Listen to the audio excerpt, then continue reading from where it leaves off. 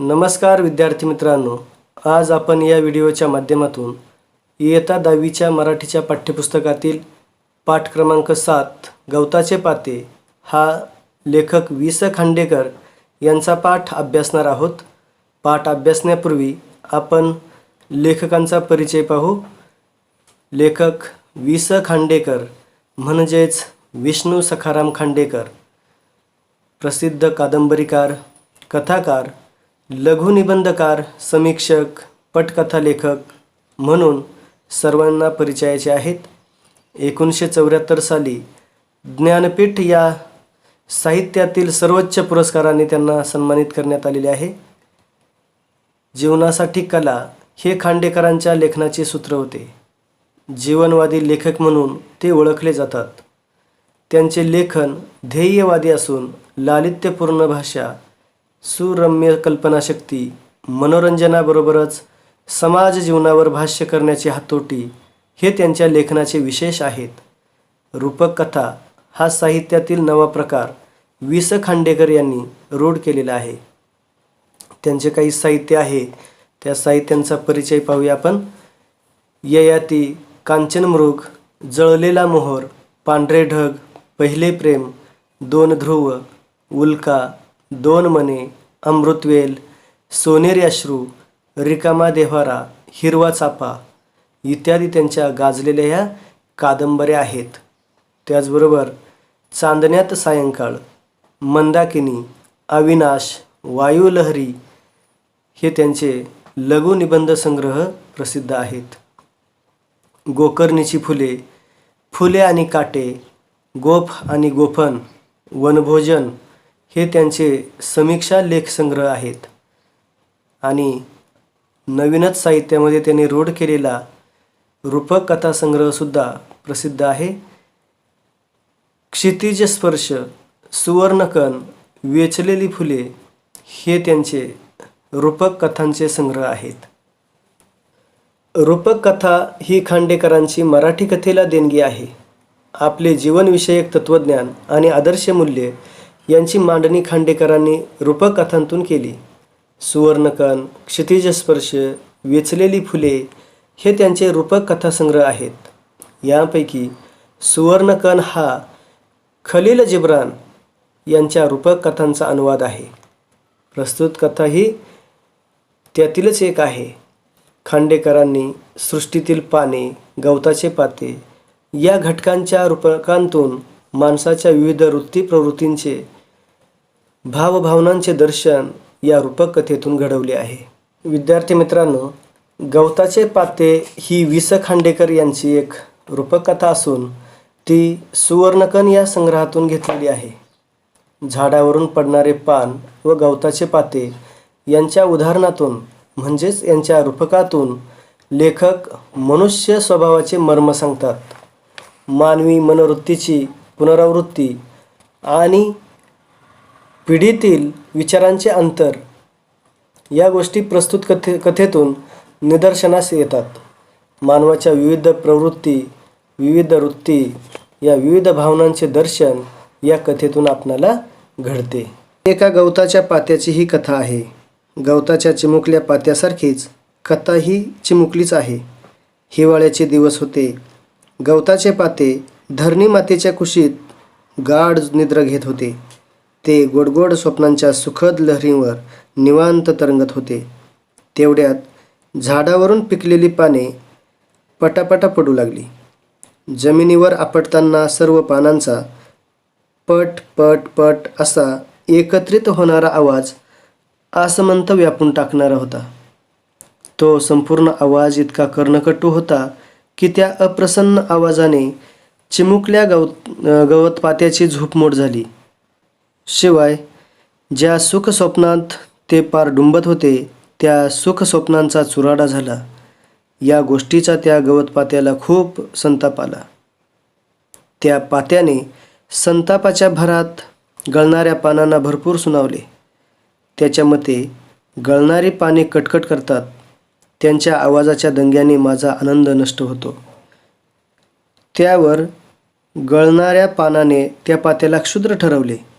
जमिनीवर लोळणाऱ्या पात्याला उंच झाडावर सळसळण्यातला उच्च दर्जाचा आनंद कधीच कळणार नाही.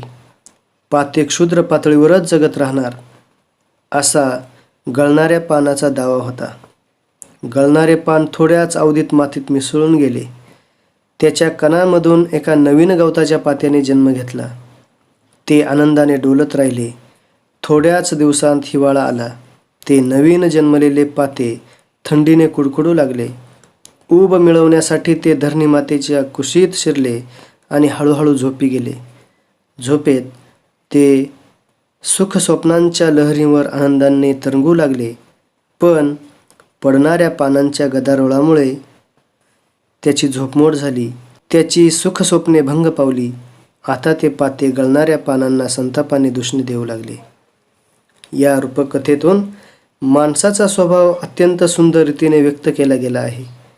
या कथेत काय घडते पहा. झाडावरून गळून पडणाऱ्या पानाला आपण उच्च स्थानावर राहतो आणि पाते क्षुद्र पातळीवर राहते. आपण उच्च दर्जाचे आहोत आणि गवताचे पाते मात्र अत्यंत खालच्या दर्जाचे आहे असे वाटते. या उलट गवत पात्याच्या बाबतीत घडते. आपण खूप सुखी समाधानी जीवन जगत आहोत. आपण भाग्यवान आहोत आणि म्हणून उच्च दर्जाचे आहोत. जीवनातल्या सुखाची गोडी त्या कटकट्या किरकिऱ्या पानाला कधीच कळू शकणार नाही असे त्या गवत पात्याला वाटते. गळून पडलेले पान मातीत मिसळते आणि त्या पानातूनच नवीन गवत पाते निर्माण होते. आता या गवत पात्याला म्हणजेच पूर्वीच्या पानाला गळणाऱ्या पानांचा राग येतो. त्याला गळणारी पाने कटकटी, किरकिरी आणि म्हणून जगण्यातला आनंद न कळणारे आहेत असे वाटते. सर्व माणसे केवळ स्वतःच्या नजरेतूनच सर्व जगाचे मूल्यमापन करतात. मुलांना आपले आईवडील कटकटी वाटतात, तर मुलांनी ताळतंत्र सोडलं आहे असे आईवडिलांना वाटते. आपण तरुणपणी कसे वागलो हे आईवडील विसरतात. आता तरुण असलेली मुले मोठेपणी स्वतःच्या आईवडिलांसारखे वागतात. एकंदरीत सर्व मानवी समाजात हे असेच घडते. विद्यार्थी मित्रांनो, बालपणापासूनच आपणाला कथा खूप आवडतात. विज्ञान कथा, ऐतिहासिक कथा, जातक कथा, साहस कथा, रहस्य कथा असे कथेचे अनेक प्रकार आहेत. यापैकी एक प्रकार म्हणजे रूपक कथा होय. रूपक कथेची काही वैशिष्ट्ये इथे सांगितलेली आहेत बघा. रूपक कथेचे वैशिष्ट्य म्हणजे ती आकाराने लहान असते. तिच्यात अर्थघनत्व, आशय समृद्धता आणि सूचकता असल्याने ती अधिक परिणामकारक होते. नाट्यात्मकता, अलंकारिकता आणि संदेशपरता ही रूपक कथेची आणखी काही वैशिष्ट्ये होत. रूपक कथेतून वाच्यार्थ क्षणोक्षणी अंशतः कमी होत जाऊन लक्ष्यार्थ प्रभावीपणे सूचित होतो. अशा प्रकारे ही रूपक कथेची वैशिष्ट्ये आहेत. आता आपण रूपक कथेचा भावार्थ किंवा ही रूपक कथा कशी आहे ती आपण पाहूया. हिवाळा नुकताच सुरू झालेला होता. झाडावरून एकामागून एक पिकलेली पाने गळून पडू लागली. पट पट पट. त्यांचा तो पटपट असा कर्णकटू आवाज, कर्णकटू म्हणजे कर्कश, कठोर असा आवाज, तो आवाज ऐकून धरणी मातेच्या कुशीत झोपी गेलेले एक चिमणे गवताचे पाते जागे झाले. चिमणे म्हणजे लहान कोमल असे गवताचे पाते जागे झाले. गिरक्या खात खात जमिनीवरून येणाऱ्या एका पानाला ते म्हणाले, गिरक्या खाणे स्वतःभोवती गोलगोल फिरणे. म्हणजे स्वतःभोवती गोलगोल फिरत येणाऱ्या एका पानाला ते म्हणाले, पडता पडता किती कटकट करतोस तू. तुझ्या या दंग्यानं माझ्या साऱ्या गोडगोड स्वप्नांचा चुराडा झाला की. पानाला राग आला. ते चिडून म्हणाले, अरे जा, चिडखोर बिब्बा कुठला. चिडखोर बिब्बा, ज्या व्यक्तीला पटकन राग येतो त्या व्यक्तीला चिडखोर बिब्बा म्हटलं जातं. मातीत जन्मून मातीतच लोळणाऱ्या तुझ्यासारख्या क्षुद्र गवताच्या पात्याला आमच्या या उच्च वातावरणाची कल्पना कशी येणार. मातीत लोळणे म्हणजे क्षुद्र पातळीवर जगत राहणे अशा प्रकारे त्या ठिकाणी क्षुद्र पातळीवर जगत राहणाऱ्या तुझ्यासारख्या गवताच्या पात्याला आमच्या उच्च वातावरणाची कल्पना कशी येणार? हा दंगा नाही बेटा, हे गाणं चाललंय. जन्मात आधी आ न करणाऱ्या तुझ्यासारख्या अरसिकाला ते समजायचं नाही. हे बोलता बोलताच ते पान पृथ्वीवर पडले आणि धरणी मातेच्या कुशीत झोपी गेले.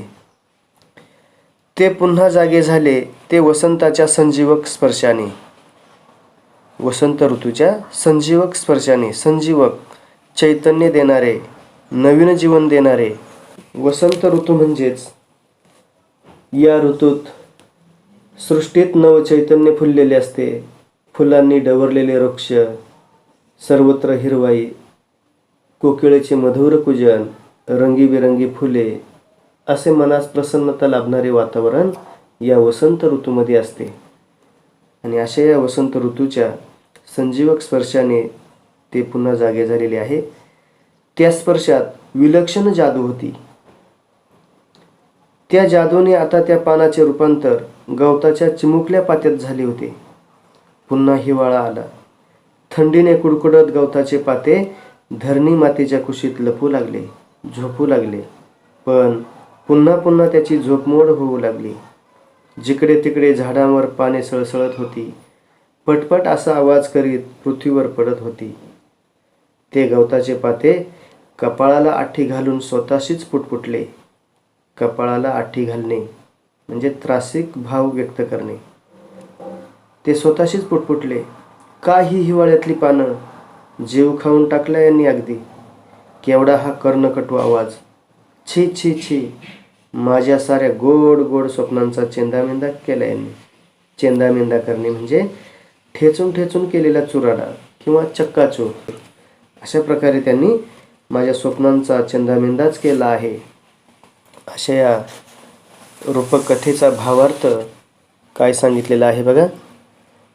अगदी साध्या सुध्या अशा या नैसर्गिक गोष्टींतून मानवी स्वभावाचे विविध पैलू दिग्दर्शित करण्याचे लेखकाचे सामर्थ्य या कथेत सुंदर रीतीने प्रकट झाले आहे. गळून पडलेली पाने मातीत मिसळून जातात. मातीत मिसळणे म्हणजे जीवनाचा अंत होणे. अशा प्रकारे गळून पडलेली पाने मातीत मिसळून जातात आणि पुढे त्या मातीतूनच गवताची चिमुकली पातीवर डोकावून पाहू लागतात. दोघांच्याही अंतरंगात खेळणारा जीवनरस एकच आहे. पण झाडावरून गळून पडणारे पान आपल्या उच्च पदाचा खोटा अभिमान बाळगून गवताच्या पात्याला क्षुद्र लेखते आणि त्या पडणाऱ्या पानाचा आवाज ऐकून आपली सुंदर स्वप्ने भंग पावल्याची तक्रार ते पातेही करत सुटते. मानवी जीवनातले कितीतरी विसंवाद या साध्या विरोधात प्रतिबिंबित झाले आहेत. तरुण पिढीच्या बेजबाबदारपणाबद्दल बोलणारी वडील पिढी क्षणभर तरी आपल्या तरुणपणातले दिवस आठवते का? आठवण करून घेऊन मग तरुणांवर तोंडसुख घेण्याची तयारी दर्शवते काय? तोंडसुख घेणे म्हणजे टोचून बोलून आनंद घेणे. आणि वडील पिढीच्या सांगण्याकडे कपाळाला आठी घालून पाहणारी तरुण पिढी तरी प्रौढ झाल्यावर काय करते? तीही जुना कित्ताच गिरवत बसते. कित्ता गिरवणे म्हणजे आधीच्या प्रमाणेच पुन्हा पुन्हा वागणे. बाह्य स्वरूप कितीही बदलले तरी त्याच मनोवृत्तीची पुनरावृत्ती होत असलेली दिसते आणि पिढीतील अंतर कायम राहते. अंतर कायम राहणे म्हणजे पूर्वीसारखाच फरक राहणे. दुसऱ्याच्या जागी स्वतःला कल्पून त्याचे सुखदुःख जाणण्याची किंवा त्याच्याशी सहानुभूतीने समरस होण्याची प्रवृत्तीच मनुष्यात नाही. मालक आणि मजूर या दोघांच्या स्थानांची अदलाबदल केली तर त्याच्या स्वभावात काही बदल होईल का? अशा प्रकारचा प्रश्न इथे लेखकांनी उपस्थित केलेला आहे.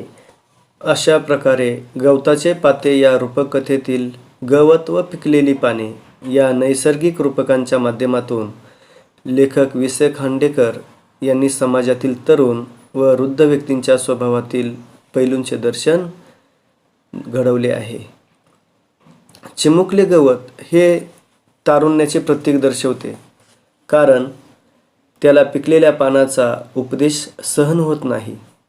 त्याला तरुणांप्रमाणेच स्वतःच्या स्वप्नात दंग राहणे आवडते. पिकलेली पाने ही वृद्ध व्यक्तींचे प्रतिनिधित्व करतात, कारण त्यांना स्वतःच्या मोठेपणाचा, उच्चपणाचा अभिमान आहे. त्यामुळे ते गवताच्या चिमुकल्या पात्यास क्षुद्र समजतात व स्वतःचाच मोठेपणा मिरवतात. तरुणांमध्ये स्वच्छंदी तारुण्य मुसमुसत असते, तर वडीलधाऱ्या मंडळींमध्ये स्वतःच्या वडिलकीचा अभिमान व तरुणांवर तोंडसुख घेण्याची वृत्ती दिसून येते. तरुण व्यक्ती वडीलधाऱ्या व्यक्तींच्या स्थितीचा विचार करत नाहीत व वडीलधाऱ्या व्यक्ती आपले तरुणपणाचे दिवस लक्षात न घेता तरुणांवर टीका करतात. अशा प्रकारे या दोन्ही रूपकांतून दोन पिढ्यांच्या मनोवृत्ती व त्यांतील वैचारिक अंतर दिसून येते.